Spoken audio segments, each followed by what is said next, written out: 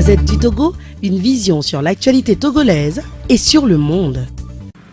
Bonjour Gildas et bonjour à tous ceux et celles qui nous suivent. Écoute, actuellement, on va aller au Burkina Faso. Vous savez que l'actualité est marquée depuis vendredi par cet attentat terroriste revendiqué par le mouvement Yad Agani. Mais est-ce une attaque de trop de France? Une attaque de trop. Je dirais que depuis 2015, le Burkina Faso est la cible d'attaques djihadistes. Mais cette dernière attaque, lorsque nous avons fouillé, lorsque nous avons mené les investigations, il s'avérait que cela est une représaille à une opération militaire française anti-djihadiste au Mali. Alors, ce que nous avons également recueilli comme information, c'est que ceux qui ont perpétré l'attaque ont certainement eu des contacts où on soupçonne des gens dans l'armée. Parce que la facilité avec laquelle les assaillants ont pu avoir accès aux locaux, à l'état-major, surtout. Tout à fait, parce que il est dit que ce jour-là, justement, il devait y avoir une réunion de l'état-major du groupe de ces forces-là qui luttent contre les djihadistes. Et malheureusement, c'est ce jour-là que les djihadistes ont choisi pour lancer l'attaque contre l'état-major. Et Fabrice, quelle serait la motivation de ces terroristes-là? Non, je crois qu'ils l'ont dit, hein. L'attaque a été revendiquée, et comme l'a dit mon confrère, c'est des représailles. En fait, c'est la France qui était visée.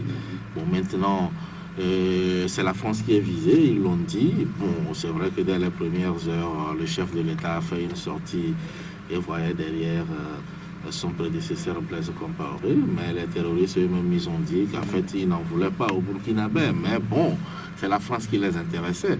Alors pourquoi ils n'ont pas frappé en France? Peut-être parce qu'ils n'ont pas eu de faille, puisque ça voudrait dire que cette attaque aurait pu avoir lieu partout, même au Togo, au Bénin. L'essentiel, c'est qu'il y a les ambassades françaises. Là où il y a un intérêt français, ils pouvaient frapper. Et naturellement, moi j'ai envie de dire que forcément, ils ont scruté l'horizon et ils se sont rendus compte que au Burkina, il y a beaucoup plus de chances qu'ils réussissent leur coup qu'ailleurs. Et c'est là il faut relancer les débats, même si les gens ne souhaitent pas qu'on le dise. Mais on voit aussi la faiblesse des armées africaines à faire face à ces terroristes-là. Chaque fois, on fait quand même appel à des forces étrangères pour faire face à ces terroristes. Oh, faiblesse, oui, je reconnais que nos armées... manque d'équipement aussi. Je reconnais que nos armées sont faibles, sont mal équipées, mais ce n'est pas l'apanage des Africains. Hein. Vous avez vu le 11 septembre, ce n'était pas en Afrique, c'était la première puissance du monde aux États-Unis qui a été frappée en plein cœur à New York. Donc la France également, il y a eu des attaques, la Belgique. Donc aujourd'hui, je crois que ce n'est pas forcément, même s'il faut dire qu'avec plus de moyens et plus de sérieux, on peut contrôler le phénomène, mais ça peut toujours arriver. Mais sauf qu'au Burkina, c'est un peu de trop, c'est trop récurrent, ça fait 1, 2, 3 fois. Et là, moi, j'ai envie de dire qu'on peut commencer par s'interroger sur la capacité des actuels dirigeants du Burkina de pouvoir gérer l'aspect, d'être capable de gérer l'aspect sécurité en ce qui concerne ce pays. Le président de la CEDEAO, le Togolais Faure Gnassingbé, et son homologue nigérien, Mamadou Issifou, et le président le secrétaire permanent du G5 Sahel sont entendus ce matin au Burkina Faso, justement parlant du G5 Sahel. Cette nouvelle force est quand même mise en place pour contrecarrer ces djihadistes-là. Mais aujourd'hui, des fonds n'ont pas de financement. Est-ce que vous pensez que le G5 Sahel aura quand même cette force-là pour détourner les terroristes? D'abord, je voudrais faire une petite remarque par rapport à la faiblesse des armées africaines dont vous avez fait. Moi, je ne parlerai pas de faiblesse des armées africaines parce que cette dernière attaque, lorsque les enquêteurs ont livré les premiers fruits de leur labeur, je l'ai dit tout à l'heure, qu'on soupçonnait des gens au sein même de l'armée burkinabé. Alors, il faut avoir des contacts au sein de cette même armée. Si jamais il n'y avait pas eu de contact, je suis sûr que ceux qui ont attaqué l'état-major... Une attaque est intervenue même au lendemain juste du report d'un procès. Tout à fait, de Dendéré. Voilà. Bon, les gens avaient pensé à un moment donné que, au fait, c'était des éléments qui étaient proches de Dendéré qui ont voulu l'extraire ou qui ont voulu extraire ceux qui ont été arrêtés. Mais en réalité, comme l'a dit Fabrice tout à l'heure, il y avait les intérêts français qui étaient visés parce que l'ambassade de France, l'Institut français et tout ça là était proche de, ou bien dans la mire de ces assaillants-là. Mais au-delà de tout, vous avez posé tout à l'heure le problème de l'équipement même de cette force-là. Bien. Vous savez, une chose est de mettre en place des forces pour affronter des gens qui sont lourdement armés, et une autre chose est de savoir si ceux qui veulent faire face à ceux-là ont la capacité. C'est-à-dire que, est-ce qu'ils sont aussi armés? Est-ce qu'ils ont ce qu'il faut pour faire face à ces gens-là? Parce que moi, je trouve qu'il y a ce que nous appelons... Donc vous pensez que les forces ne sont pas égales entre l'armée républicaine et puis ces rebelles-là qui interviennent souvent. Aujourd'hui, que doit-on faire? Parce que le phénomène est partout et guette tous les pays. Fabrice, que doit-on faire?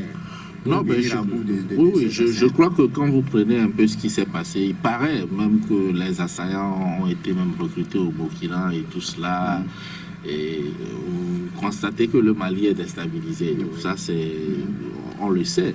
Maintenant, le Burkina, par le passé, on n'avait pas ça. Maintenant, on a l'impression aussi que les terroristes ont trouvé... C'est le départ de Blaise qui a précipité les choses. Je ne le dirais pas forcément, mais je me rends simplement compte que j'ai l'impression que les terroristes ont trouvé... c'est-à-dire un milieu favorable où ils frappent. Donc maintenant, c'est vrai aussi qu'avec le départ de Blaise, il y a eu quand même des remue-ménages au sein des FAT. On peut dire que les autorités actuelles n'ont pas encore réussi à asseoir une force de défense digne de ce nom avec tous les remue-ménages qu'il y a eu. Vous avez vu les informations infiltrés du Burkina, donc ça voudrait dire qu'il y a des complicités et autres. Donc il faut penser peut-être à mettre sur pied un service de renseignement très fort. Je crois qu'aujourd'hui ça manque au Burkina puisque le RSP était un peu dans cette logique-là. Et même Dendéré qui est actuellement en prison, c'était un peu le patron des renseignements pratiquement dans la sous-région. Donc forcément ils ont trouvé un terreau à ce niveau-là et c'est pour cela qu'ils ont élu des missiles et à chaque moment ils frappent fort quand même. Et des fois au Togo, c'est vrai qu'entre-temps on a écouté des ministres accuser certains partis politiques de djihadistes. Est-ce qu'on est à l'abri ou bien ils ont parlé en conséquence de cause? Non mais écoutez, quand nous revenons au Togo et vous me posez cette question, je peux peut-être vous surprendre beaucoup d'auditeurs de Radio Victoire. Je suis un tout petit peu peiné lorsque vous me parlez d'un ministre togolais qui parle de djihadisme mais qui ne donne pas les preuves même de ce qu'il avance.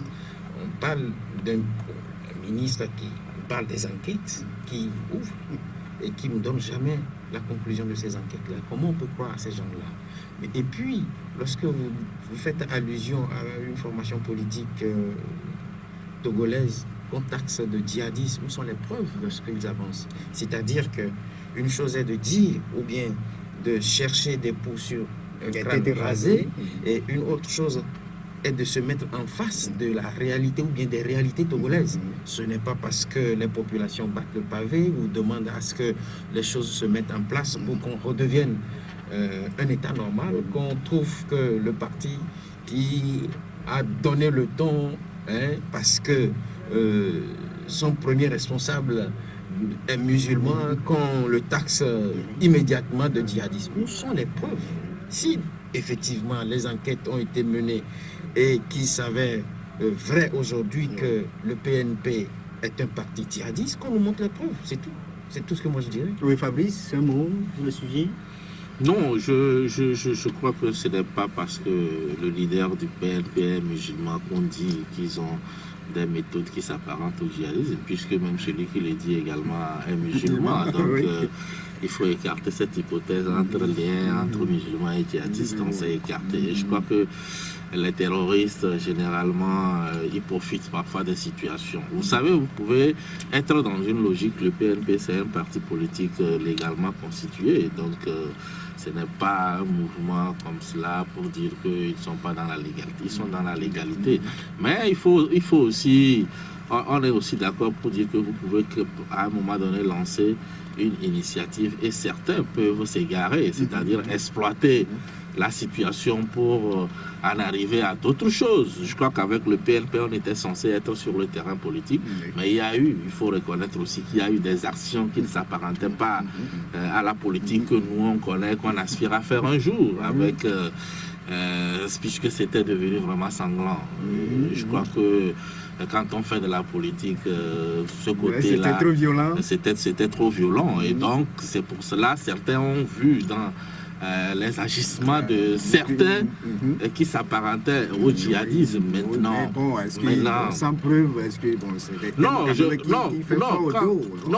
quand tu dis c'est sans preuve, la personne qui a qualifié les méthodes de djihadistes, c'est-à-dire qu'il a décrit un certain mode opératoire qu'il rapproche. Je ne dis pas que c'est le PNP qui le fait, mais je dis, c'est comme vous organisez une manifestation et des gens peuvent infiltrer et puis organiser des casses, on va vous l'imputer puisque c'est vous qui avez organisé. C'est pour cela que je dis, avec le PNP, on est censé être sur le terrain politique, mais ce n'est pas aussi exclu que des gens profitent de l'occasion, puisque finalement, on s'est rendu compte que généralement aujourd'hui les terroristes profitent un peu des pays dans lesquels il y a un peu de confusion. Au Burkina, comme on l'a dit tout à l'heure, on n'en parlait pas par le passé. Mais comme il y a eu une situation où c'est allé dans tous les sens, ils ont profité de l'occasion pour venir s'installer. Et donc aujourd'hui, on n'a pas de grandes preuves comme vous le dites, mais il ne faudrait pas également exclure totalement l'hypothèse. Il faut forcément être prudent, c'est tout. Ce qui est bon, c'est que pour le moment, nous sommes épargnés de ces attaques, on va dire, Dieu merci. Ildefonse veut réagir sur le sujet, mais on va aller rapidement sur notre sujet. On revient au Togo, on est au Togo surtout, avec ces différents mouvements sur le front social, l'éducation, la santé, la fonction publique. Ildefonse, au niveau de la Gazette du Togo.com, comment vous traitez à la rédaction tous ces mouvements-là depuis le début de cette année? Non, mais les mouvements sociaux dont vous faites allusion, leur résultante, c'est quoi? C'est l'échec du gouvernement. Dans quel domaine? Non, mais lorsque il est dit que gouverner, c'est prévoir, et qu'un gouvernement responsable est celui-là qui anticipe sur les crises. Je dis bien, un gouvernement responsable, c'est ce gouvernement-là qui anticipe sur les crises. Dites-vous, ça fait combien d'années qu'on nous parle des élèves qui sont dans les rues manifestant? Vous allez dire que rien n'a été fait depuis là? Non, je demande. Si quelque chose de bien et de bon, de conséquent a été fait, qu'est-ce qui provoque encore ces mouvements-là? Vous allez me dire aujourd'hui que depuis que les praticiens de la santé ont demandé à ce qu'on équipe le plus grand centre de référence de santé, quelque chose a été fait. Vous allez me le dire. Ils ne sont pas bêtes, ils ne sont pas fous. Les revendications sont encore là. Vous me direz, et moi je vous dirai, est-ce que le centre de référence, le CHU, a au moins scanner? Non, c'est la question qu'on se pose. Ça fait combien d'années que ce problème est posé? Vous ne trouvez pas que c'est un peu embêtant que même dans la capitale, qu'on n'arrive pas à faire soigner les gens dans des centres publics et on est obligé d'envoyer des gens dans des cliniques privées? Moi, je ne comprends pas. Je ne comprends pas. Qu'on déplace des gens de Kara, de Dapao, de Mango, pour un simple scanner, qu'on les transporte à Lomé. Mais comment vous concevez cela? Si ce n'est pas l'échec même. Parce que gouverner, je l'ai dit tout à l'heure, c'est prévoir. Et un gouvernement responsable anticipe toujours sur ce genre de situation que vous posez aujourd'hui. Voilà ce que moi... Voilà votre position par rapport au sujet. Mais c'est pour la santé, mais l'éducation à fonction publique, Fabrice, là aussi, doit-on dire que c'est un échec? Non, on ne peut pas dire que c'est un échec au niveau de l'éducation. L'État fait des efforts, mais sauf que ce n'est pas suffisant. Je crois que quand vous voyez les enseignants aller en grève, ce n'est pas pour réclamer des arriérés des salaires, alors qu'il y a des années, c'était des arriérés des salaires qu'on réclamait. Et donc, mais lorsque ça s'est normalisé, il y a eu vraiment un temps où rien n'a été fait, où à chaque fois qu'il y a grève, on fait une marche, on va à l'Omedé, on prend les soins, on se partage, on se calme 1 ou 2 mois et puis après on recommence. Mais depuis un certain temps quand même, il y a beaucoup de choses qui ont été faites du côté de l'enseignement. Mais sauf que bon, ce n'est pas encore suffisant. C'est pas, je crois que c'est à ce niveau où les syndicats et le gouvernement ne s'entendent pas, puisque le gouvernement estime que les problèmes de l'enseignement ne se limitent pas seulement aux questions des primes et autres, qu'il y a d'autres choses, des salles. Fabrice, l'autre fait, c'est aussi la déclaration du ministre de la fonction publique qu'on avait suivi entre-temps sur Africa 24, qui parlait que ces syndicats d'enseignants sont manipulés par les politiques, leurs revendications sont formulées dans les antichambres des partis politiques. Est-ce que ce genre de déclarations peuvent apaiser la situation? Non, même si c'est ça, c'est de bonne guerre. C'est de bonne guerre. Moi, je suis de ceux qui pensent qu'un bon syndicaliste peut migrer vers la politique. Hein. Chacun est libre de son mouvement. Puis le politique fait quoi? Quand l'opposition critique le pouvoir, c'est pas des critiques en l'air, c'est sur des faits sociaux, puisque chacun est à la recherche de l'électorat. Maintenant, les syndicalistes choisissent le bon moment pour poser leurs revendications, c'est tout. Et généralement, ça peut coïncider avec, ça peut être avant les élections, à la veille des élections, ou ça peut coïncider ces derniers temps. Ils ont programmé ça à un moment donné où la situation politique était tendue. Tout est question de stratégie. Vous voyez, les enseignants lancer une grève en vacances, ça ne donnera rien. Donc, un syndicaliste avisé sait qu'on ne programme pas les actions à l'emporte-pièce en l'air comme ça. Il faut choisir le bon moment. Maintenant, lorsque vous choisissez le bon moment, le gouvernement peut dire « Ah, nous avons déjà un problème ici, il faut qu'on fasse tout pour que ce front-là également ne s'ouvre pas. » Mais après, s'il y a des liens, oui, mais l'adversaire politique peut se servir, ce n'est pas interdit. Quelqu'un peut se lever et dire, bon, voilà, moi, mon parti politique, vous avez vu des partis comme Santé du Pays, il dit, bon, voilà, moi, sur le plan santé, ça ne va pas. Donc, l'adversaire politique, même si demain UNIR tombe dans l'opposition, il va exploiter également ces failles-là pour pouvoir, c'est comme ça, ça se fait, la politique. Et donc, il faut jouer sur la faiblesse de l'autre. Il faut jouer. Donc, même si il y a des officines politiques derrière, mais les revendications qui sont posées sont avérées, c'est-à-dire c'est des revendications légitimes. Vous prenez le secteur de la santé, le gouvernement même est conscient, a fait un état des lieux pour dire que ça ne va pas. C'est pour cela d'ailleurs ils ont lancé un programme, la contractualisation qui est à la phase pilote. C'est une phase pilote, on attend de voir ce qu'on va donner. Sinon, et moi également j'ai fait des tours au CHU dont vous parlez, même si le gouvernement injecte des milliards aujourd'hui là-bas, ça ne marchera pas. Parce qu'il faut que ce soit un mouvement d'ensemble. Vous parlez de scanner, le seul qu'il y a, vous voyez, on a détruit sa mémoire. Pourquoi? Parce que les gens viennent faire autre chose la nuit pour que le lendemain on ne sache pas combien de malades sont passés là-dessus. Donc il y a aussi, le gouvernement a la grande responsabilité, mais ça ne doit pas se limiter là. Il faut voir du côté du personnel, quel est le degré de civisme et tout cela. Si on ne règle pas tous ces problèmes-là, tout ce qu'on met en peut place, mettre des moyens, ça ne donnera rien. Dans le secteur de l'éducation et des défense, on a... une minute. Par rapport à ce que Fabrice vient de dire, le gouvernement est conscient. Vous êtes sûr que le gouvernement est conscient de ce que... Oui, mais s'ils ne sont pas conscients, pourquoi ils ont lancé le projet de contradiction? Non, c'est un échec. Non, je ne dis pas que le projet a abouti. Je dis il faut être conscient que j'ai un problème.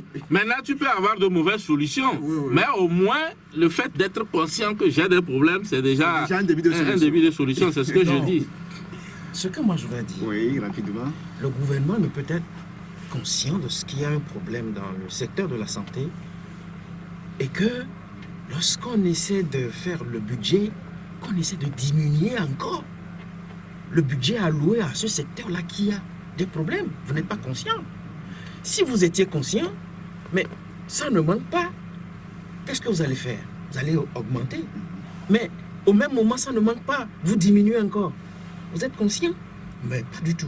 Non. Et l'autre projet, la contractualisation. Non. Et aussi, ça a fait preuve quand on vous explique. Non, mais quand on vous explique ce que c'est que la contractualisation, vous saurez que c'est quand le gouvernement a démissionné qu'il confie cela au privé. Non, ce n'est pas, ce n'est pas une privatisation. Après tout, Qu'est-ce que ça veut dire? Qu'est-ce que ça veut dire? Vous confiez cette contractualisation dont vous parlez sera confiée à qui? À l'État. Travailler ensemble. À l'État? Entre le privé et le public. Non, laissons cette histoire. Vous savez, il a été dit que la sécurité sociale d'un État, cette sécurité-là, on ne la confie jamais à une personne étrangère. L'exemple, c'est encore clair. Lorsqu'on nous a ramené un Rwandais pour diriger la régie financière de l'État togolais, nous étions de ceux qui ont dit ce n'est pas possible. Après 50 ans d'indépendance, qu'on ne trouve pas un citoyen togolais pour diriger la régie d'une république. Alors vous avez vu ce que ça a donné après. C'est la même chose avec cette histoire de contractualisation. Si vous allez en France, vous saurez que les Français ne feront jamais cela parce qu'ils ne vont pas donner la sécurité sociale, c'est-à-dire la sécurité là des citoyens à un étranger. On parle aussi de la bonne foi des agents de la santé. Aujourd'hui, Fabrice vient de le dire. S'ils ne sont pas bien sensibilisés, non, je ne suis pas d'accord avec Fabrice. Où on fait d'autres choses avec les équipements. Je ne suis pas d'accord avec Fabrice. Les équipements aussi sont parfois volés. Excuse-moi, je ne suis pas d'accord avec Fabrice. Si celui ou ceux qui sont aujourd'hui responsables du CHU contrôlaient les choses. Quand on me dit que... On sera derrière chaque... Lorsque Fabrice... J'arrive, un dossier intéressant que nos amis d'Alternative avaient fait au CHU, il comprendra. En tout cas, peut-être qu'il fait partie de ceux qui ne se soignent pas au CHU.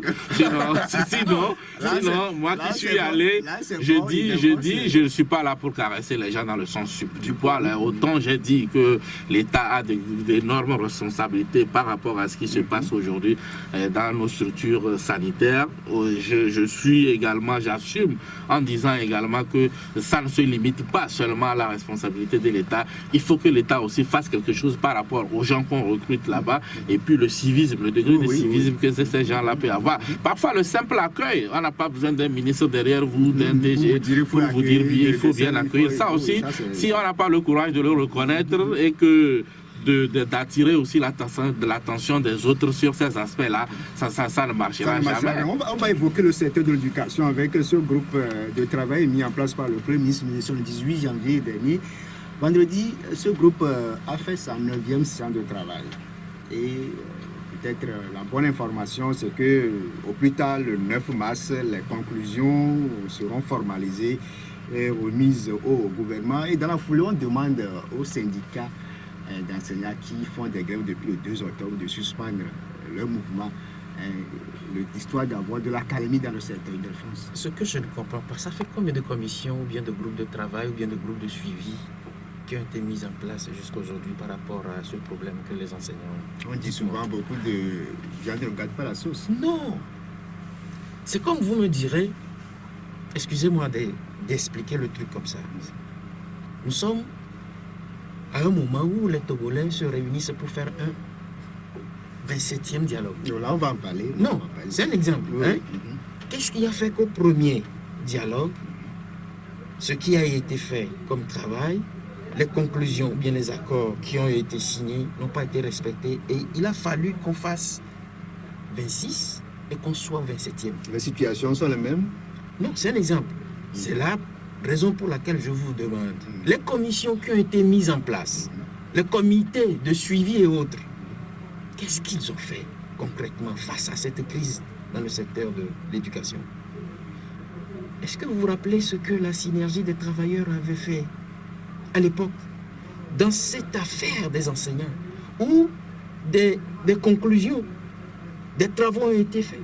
Après, on a dit, il y a eu accord de principe au moment même de mettre en exécution ce qui a été retenu. Qu'est-ce que le gouvernement a dit? Mais c'est la bonne foi. S'il n'y a pas la bonne foi et qu'on doit jouer sur la duplicité, c'est à ce résultat-là qu'on attendra. Moi, vous savez, je l'ai toujours dit et je le dirai toujours, je veux voir l'œuvre, c'est-à-dire concrétiser dans les faits la bonne foi des dirigeants togolais. Fabrice, faut-il être des Saint Thomas devant les actions du gouvernement? Non, pourquoi être des saints Thomas? Oui, c'est vrai que quelque part aussi, surtout sur les questions de l'éducation, il faut dire que le gouvernement aussi a prêté le flanc à tout ce qui se passe aujourd'hui. Puisque quand vous prenez toutes les revendications, tous les avantages que les enseignants ces dernières années ont réussi à avoir, ils l'ont eu après avoir fait des grèves. Donc, ce qui donne l'impression comme si vous ne grèvez pas, vous n'avez rien. Or, le gouvernement aurait pu, à un moment donné, surprendre. Et lorsque vous surprenez, c'est-à-dire que vous donnez aux gens avant qu'ils ne réclament, ils peuvent, si un jour vous leur dites « je suis en difficulté, bon, patientons », ils vont patienter. Mais quand tout ce qu'ils ont pu avoir, ils l'ont eu seulement après des grèves, comprenez qu'ils ne comprennent que le langage de la grève. C'est un peu à ce niveau-là et parfois, moi j'estime que le gouvernement a un peu péché. Je donne raison aux syndicalistes qui s'accrochent à la grève qui est nuisible au secteur de l'éducation. Mais bon, ils vont vous dire qu'est-ce que vous voulez qu'on fasse. Quelle solution avez-vous à leur proposer? C'est la qualité de l'éducation aujourd'hui. Oui, bien évidemment. C'est pour cela, moi, je dis à un moment. De citoyens formons-nous? Oui, c'est pour cela, moi, je dis, ce qui est dommage dans tout ça, c'est que après tout ça, là, à un moment donné, on nous dit, oui, on a sauvé l'année, on a organisé les examens. Bon, il y a eu de réussite. Il y a eu tel. Oui, les gens ont réussi, mais avec quel niveau, avec quel bagage intellectuel pour l'avenir, puisqu'en réalité, quand nous allons à l'école, c'est pour acquérir des connaissances que nous allons utiliser dans la vie pratique un jour. Mais si, pratiquement, vous entrez en 6e, vous faites la moitié de l'année, on sauve l'année, 5e, on sauve l'année, 4e, on sauve l'année, mais attends, vous aurez des diplômes. Soyez-en sûr que à un moment donné, vous aurez les diplômes, certes, parce qu'on a organisé des examens, on a levé la main sur les corrections, parfois on descend, on repêche les gens qui ont 8 de moyenne, au BPC et tout cela et autres. Mais après, tous ces gens-là, bon, ils servent à quoi? Ne soyez pas surpris après qu'on dise, ouais, bon voilà, vous écrivez avec trop de fautes, vous faites trop ceci ou cela. C'est un peu ça qui est dommage. Et il faudra que le gouvernement anticipe. Pour se rendre compte que ce n'est pas le fait d'organiser les examens en fin d'année qui prouve qu'on a sauvé l'année. Les dégâts sont déjà énormes. Il faut maintenant s'entendre, donner des gages de garantie, ou du moins se donner des garanties aux syndicalistes par rapport à la bonne foi dont vous parliez tout à l'heure, pour qu'on puisse avoir des années scolaires sans vraiment des débrayages et des grèves qui retardent l'éducation. 2 secondes et on va marquer la pause. Ironie du sort. Lorsque vous prenez aujourd'hui celui qui dirige le ministère de la fonction publique, qui s'avérait être M. Bawara Gilbert, c'est lui, non? Oui, c'est bien sûr. C'est sur votre plateau ici, vous l'avez reçu, il a dit l'éducation n'est pas la priorité du gouvernement. Ironie du sort. Mais qu'est-ce que ce monsieur peut encore apporter de bien? Lui qui vient de dire, vous avez la bande, si vous ne l'avez pas, je peux vous la prêter, parce que moi je l'ai enregistrée. Mais ironie du sort, c'est à lui on confie encore ce travail-là. Mais dites-vous, il vient de le dire, ou bien il avait dit, l'éducation n'est pas la priorité du gouvernement. Et vous voyez il veut vraiment avoir la preuve. Ah bon? Non mais on aura la preuve. Moi je laisse. On va marquer la pause. On va marquer la pause. Je vous fais confiance. C'est les annonceurs. Dans votre dernière parution, vous parlez de bras de fer entre pouvoir et opposition. Qu'est-ce que vous y mettez? Oui, il y a. C'est vrai que le dialogue a été ouvert le 19. Et le premier jour, tout semblait aller si bien avec les mesures d'apaisement pour pouvoir. Mais le menu principal, quand même, sur lequel ce dialogue a été convoqué, notamment la réforme constitutionnelle, on a compris, même si les choses se sont passées seulement en quelques heures, mais on a compris que ce n'était pas facile pour les deux parties de s'entendre sur comment en arriver, qu'est-ce qu'il faut mettre dans ces réformes-là, surtout la question du retour à la Constitution de 92. Donc, ses implications surtout. Et selon les indiscrétions obtenues auprès du facilitateur, il a été confronté à des positions très tranchées et visiblement irréconciliables, ce qui nous amène à être un peu pessimistes par rapport à l'issue de ce dialogue-là qui devrait répondre probablement dans 2 semaines. Et donc, sur ce point, nous sommes d'accord pour dire que c'est un bras de fer qui est engagé entre le pouvoir et la coalition des 14 sur la question de la Constitution. Et on se demande si quelqu'un pourra lâcher. Si personne ne lâche, la conséquence est immédiate. C'est qu'on constatera l'échec du dialogue. Et pour que le dialogue n'échoue pas, il faut que l'une des parties fasse un pas, renonce à quelque chose, puisque quand on va à un dialogue, on perd un peu, on gagne un peu. On gagne un peu, mais on a l'impression que il y en a qui veulent vraiment gagner tout et sur toute la ligne. Et quand c'est comme ça, et souffrir qu'on doute un peu de l'issue de ce dialogue-là. Mais il faut dire que le facilitateur a fait ce qu'il pouvait. Il ne lui revient pas de chercher une solution magique pour... Comme il l'a dit dans son discours. Ouais, il l'a dit, il n'est que facilitateur. Et donc, il revient aux Togolais. J'espère peut-être que les 2 semaines, ou du moins cette période... de pause pourra permettre des passerelles, des couloirs pour pouvoir sauver ce dialogue. Ce qui peut l'être. Ildefonse, aujourd'hui, l'opposition doit mettre de l'eau dans son vin. Aujourd'hui, comme l'a dit Fabrice, il faut qu'on perd un peu, on récupère un peu. Fabrice n'a pas dit cela. Je ne crois pas avoir... Justement, j'ai parlé pour les 2 camps. Oui, il n'a pas dit cela. Mais lorsque vous me demandez si l'opposition doit mettre un peu d'eau dans son vin, moi je me demande pourquoi. Parce que je ne sais pas si c'est seulement l'opposition qui est braquée. Et si d'ailleurs elle était braquée. Je voudrais faire une petite remarque par rapport aux mesures d'apaisement. Lorsqu'on relâchait certains de nos citoyens ou compatriotes qui ont été arrêtés, il a été dit pour ceux qui sont arrêtés dans le cadre, ceux qui sont membres de Nubweke, que la grâce présidentielle ne couvrait pas ce que nous appelons la peine criminelle. Mais lorsque j'ai fait l'analyse sur ceux qui ont été relâchés, qui ont été pendant 5 ans considérés comme des présumés auteurs dans l'affaire des incendies. Les incendies des marchés de Lomé, de Kara. Je me suis référé au premier communiqué du gouvernement qui parlait d'incendie criminel. Incendie criminel. Oui. Alors, si c'est incendie criminel, je suppose que ceux qui ont été gardés pendant 5 ans sont des criminels. Alors, qu'on ne nous dise pas que la grâce présidentielle ne va pas couvrir cette peine criminelle-là pour qu'on garde les gens de Nubweke en prison jusqu'à aujourd'hui. C'est la petite remarque que je voudrais faire. Bob Atipo a été jugé vendredi et condamné. C'est la petite remarque. Pour diffusion de fausses informations. Alors, ceci dit, lorsque nous revenons à ce qui a constitué jusqu'à aujourd'hui à l'arrêt des discussions, et que je me rends compte que c'est le point sur le retour de la Constitution de 1992 qui pose problème. Et quand on nous exhibe un journal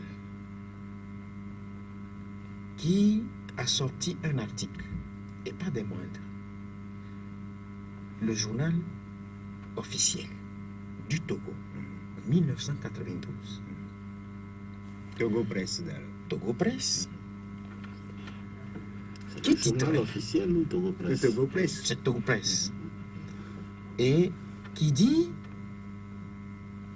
qui expose d'ailleurs les propos du chef de l'État défunt. Je cite, le président Yadema appelle les Togolais à faire table rase du passé et à se pardonner mutuellement, à voter massivement oui au référendum constitutionnel. Fin de citation. Ça, c'est Togo Presse qui l'a titré. Et dans le discours à l'adresse de la population, le chef de l'État disait ceci, je cite, « Le peuple est souverain, nous n'avons pas le droit de nous imposer à lui. » Fin de citation. Alors, est-ce que le chef de l'État togolais était frappé de l'amnésie à l'époque pour rappeler, dans un souci d'apaisement, les Togolais à voter oui pour cette constitution aujourd'hui qui pose problème? Moi, je suppose que C'est l'envie vorace même de garder le pouvoir qui a fait qu'en 2002, décembre 2002, on a tripatouillé la Constitution. Pour emprunter le mot même du président de l'Assemblée d'alors, toiletté. On a toiletté. Et on n'a pas eu le reflet, comme on veut le faire aujourd'hui, d'aller vers la population, de demander à la population ce que vous avez fait il y a quelques années. Est-ce que vous êtes d'avis à le remettre en cause? On ne l'a pas fait. On s'est enfermé dans une chambre. Aujourd'hui, chambre d'enregistrement, parce qu'à l'époque, c'était le parti monocolore qui était là. Et on a tripatouillé. Qu'est-ce qui pose aujourd'hui problème? Qu'on nous dise que dans un souci d'apaisement et de pardon mutuel, qu'on vote pour cette constitution-là, et qu'aujourd'hui on demande ce que vous, seul, vous avez essayé de toiletter, ramener. Et quand on scrute l'histoire, quand on la décrypte, on sait qu'au Togo, une seule nuit, au moins pour 20 minutes, on a mis la main sur la constitution togolaise qu'on a tripatouillée. Un ami dit d'habitude sodomisé. Moi, je ne veux pas le dire. Donc aujourd'hui, vous pensez que tout ce qui se passe aujourd'hui, c'est la bonne foi. On peut faire, non, mais attends, on peut faire revenir la Constitution. Je demande. Rien de non, mais je demande s'il a été frappé d'amnésie avant non, de faire les paroles. Il n'est pas frappé d'amnésie. Fabrice, Oui, devant une telle situation. Devant cette situation. Bon, d'abord, je voulais faire quelques observations sur la question des libérations. Je crois que nos amis, effectivement, la question de l'incendie des marchés, c'est une affaire criminelle. Et les gens n'ont pas bénéficié de grâce présidentielle à ce niveau. Mais je crois que c'est des libertés provisoires, selon ce qui a été dit. Donc, il n'y a pas de débat à ce niveau. Maintenant, avant que quelqu'un ne bénéficie d'une grâce présidentielle, il faut le juger. Parce que même si on est dans une logique d'apaisement, il faut chercher un habillage juridique à tout ce qu'on fait. Il ne faut pas donner l'impression comme si on donne des ordres à la justice et puis on exécute. C'est pour cela que notre ami dont tu parlais a été jugé. Alors s'il est condamné, maintenant c'est en ce moment. Parce qu'il peut aussi, on peut garder aussi des gens qui finalement sont innocents. Et quand on vous garde des années, finalement vous êtes innocent, il faut qu'on vous dédommage forcément. Mais qu'on vous sorte comme ça, après, je ne sais pas, 5 ans, et sans jugement, et comme si de rien n'était. Je crois que ça n'arrange pas non plus la justice. La justice. Maintenant, sur la question de la Constitution, bon, en réalité, ce n'est pas le temps pour modifier la Constitution qui pose problème. Parce que lorsque mon confrère parle, c'est comme si on n'a pas le temps. Il parle de 20 minutes, c'est pas ça. Mais c'est qu'il faut qu'on s'entende sur ce qu'on veut mettre. En aucun cas, lui n'a le droit de faire ce qu'on veut mettre dans ça. Quand il a donné l'exemple du chef de l'État qui a appelé, nous étions en 1992. Et à l'époque, en pleine transition, je crois. Alors, non, ne me prêtez pas des intentions. Je suis pas. Laissez-moi aller dans ma logique. Le même chef d'État qui a appelé à voter, c'est lui aussi qui a pris des initiatives pour que la Constitution soit toilettée en 2002. C'est pas vrai. C'est pas vrai, c'était sous 2002 qui était au pouvoir. Non, mais attends, je vais vous dire. Mais qui était au pouvoir en 2002? Non. Je connais très bien l'histoire. L'histoire, c'est moi, je ne la connais pas. Non, qui était au pouvoir en 2002? Non, ce n'est pas le fait. Non, ce n'est pas le fait. Non, ce n'est pas le fait d'être au pouvoir. Lorsque le chef de l'État, le général Yadema, a été interviewé sur ça, il a dit.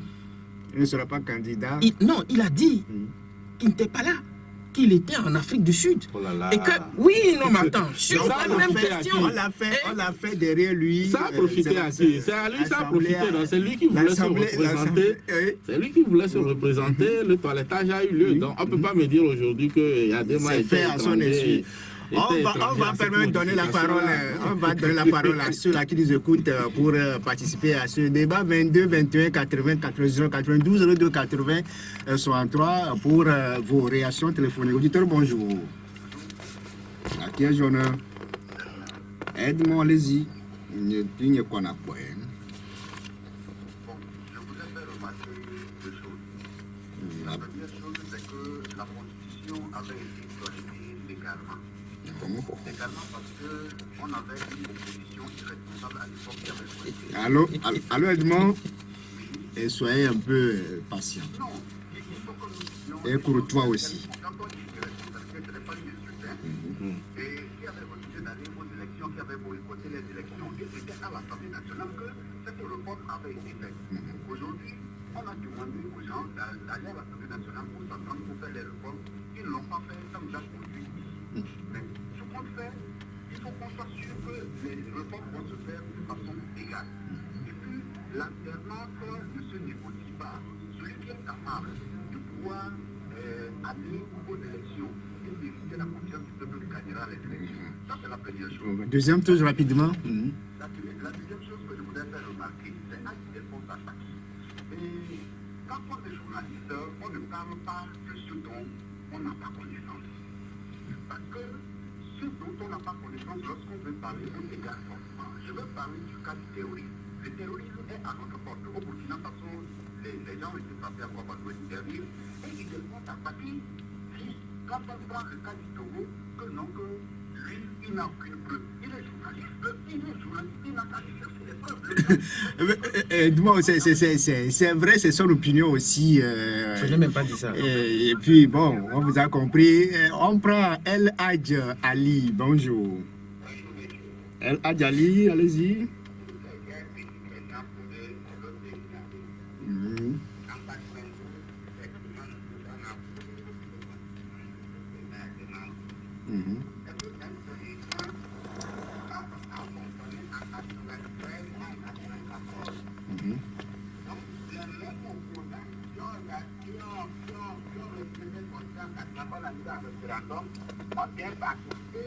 Avec les élections, c'est eux qui en 93, qui ont retiré leur candidat. Après, ils vont exposer, ils sont opposants. Les gens disent la constitution n'a pas fonctionné dans ces 10 ans. Il faut qu'on fasse l'histoire, nos enfants. Ok.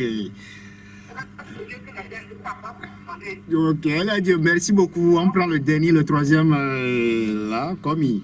Oui, Bonjour.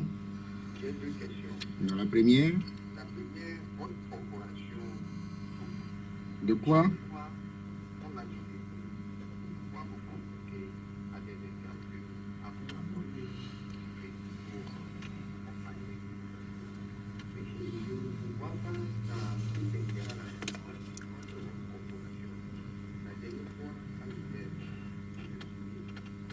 les médias congolais ne sont pas au courant. Mais vous n'en parlez pas. Pourquoi vous Bon, vous parlez de l'ouverture du dialogue.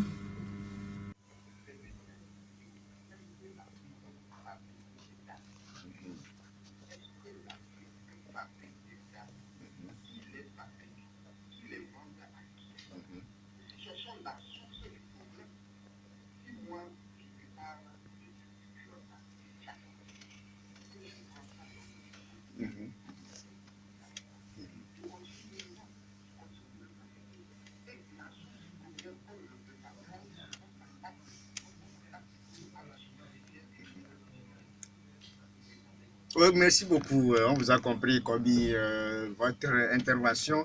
On va commencer par lui. Oui, c'est quête de journaliste togolais par rapport à l'ouverture du dialogue. Est-ce que formellement nous sommes invités à ce dialogue-là? Mais la presse a été invitée à courir le dialogue, sauf que à un moment Est-ce que les dispositions ont été prises pour mettre les journalistes togolais dans de bonnes conditions? Est-ce que le ministre de la Communication fait quand même un travail Non, sur ce point, non, on dira non. Sur ce point, rien n'a été fait. Mais quant à la couverture elle-même, vous savez, nous étions tous là-bas et on nous a dit, mais il n'est pas question qu'on suive tout. Alors, il y a des moments, juste les journalistes ont été priés de se retirer. Donc, c'était ce qui a été fait. Fabrice, au niveau vous êtes aussi secrétaire général du CONAP. Est-ce que au niveau du CONAP, là, on vous met Non, c'est un dialogue exclusif.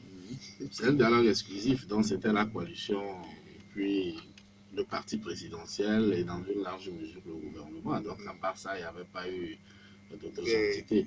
Ça aurait été peut-être un dialogue inclusif où la société civile avait également sa partie, on aurait pu penser que la presse aussi pourrait être représentée à ce dialogue-là. Ça, c'est sur la participation au dialogue. Maintenant, pour la couverture médiatique, chacun s'organise.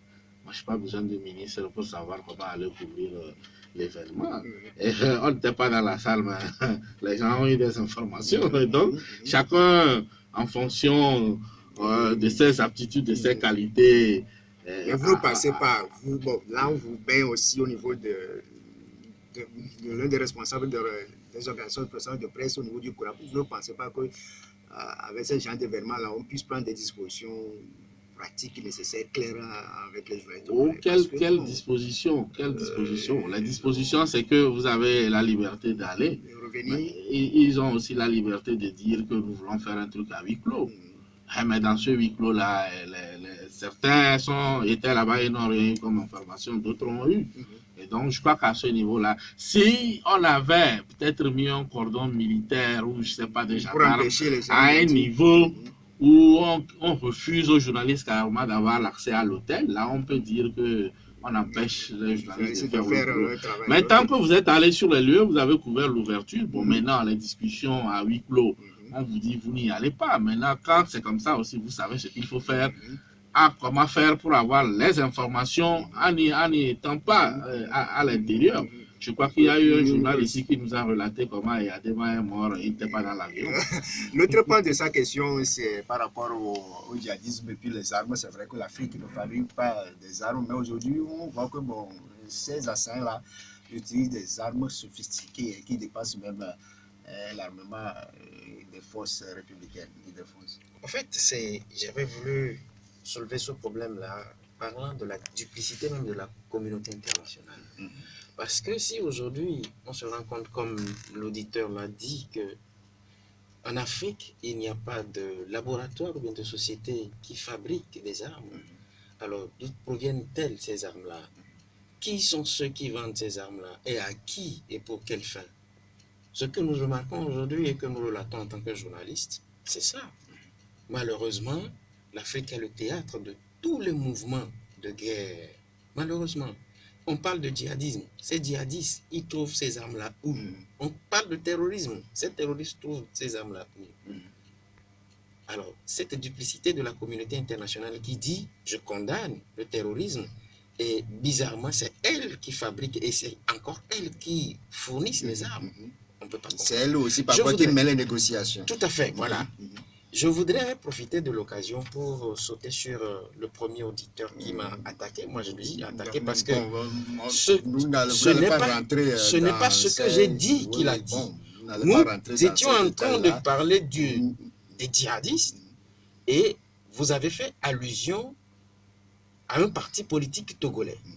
Moi, j'ai sauté sur l'occasion en disant, si le ministre de la Sécurité dit, il faut qu'il nous fournisse les preuves. C'est ce que j'ai dit.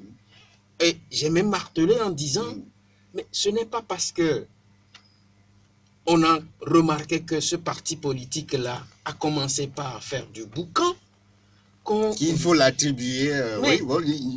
Oui, il n'a qu'à reprendre la bande. Oui, on vous a compris. Mais pour Edmond, c'est vrai que pour lui, la Constitution a été légalement arrêtée en 92 parce que l'opposition n'a pas participé aux élections. Donc, bon, il a laissé la voie libre à cette toilettage de la Fabrice.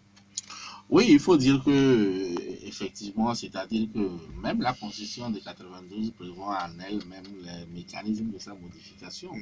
Et jusqu'à aujourd'hui, l'article est là. Comment modifier une Constitution? Soit c'est à l'Assemblée nationale avec un certain nombre de députés ou alors par référendum. Alors, donc en 2002, effectivement, sur le plan légal, ça a été fait comme cela. Bon, maintenant, qu'on veut encore retoucher à cette constitution, je crois que c'est pour cela, dans un premier temps, on est allé à l'Assemblée nationale, mais malheureusement, on n'a pas réussi à avoir le quota qu'il fallait. Et c'est pour cela, aujourd'hui, le gouvernement parle d'un référendum, puisque ce sont les deux possibilités-là. Alors maintenant, si peut-être à l'issue du dialogue, en arrivant à s'entendre et trouver un mécanisme qui permet de refaire une marche arrière pour une relecture à l'Assemblée nationale ou foncer vers le référendum. De toutes les façons, pour que la nouvelle loi, ou du moins la constitution que nous souhaitons à l'avenir, ait force de loi, il faut qu'elle passe soit par l'Assemblée nationale ou par le référendum. Parce que même les accords au niveau du dialogue, ça ne suffit pas encore pour parler de modification constitutionnelle. Merci les confrères et défense Apaki, merci d'être passé dans cette émission. Merci à vous. Oui, Fabrice Petezi, merci. Merci à toi. C'est fini pour aujourd'hui. Merci à Kokou le Parisien pour la mise en onde. Jacob Ahama sera là à 9h pour le journal enlevé. Ce jour, ce lundi 5 mars, c'était une journée spéciale. Madame Olive Nadou Lanson, une personnalité très importante au sein de Radio Victoire FM, dit joyeux anniversaire. On se donne rendez-vous à demain. Bon début de semaine à toutes. La Gazette du Togo, une vision sur l'actualité togolaise et sur le monde.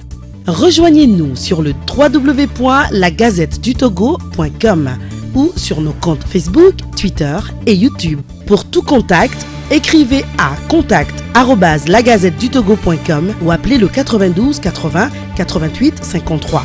La Gazette du Togo, c'est l'information en continu.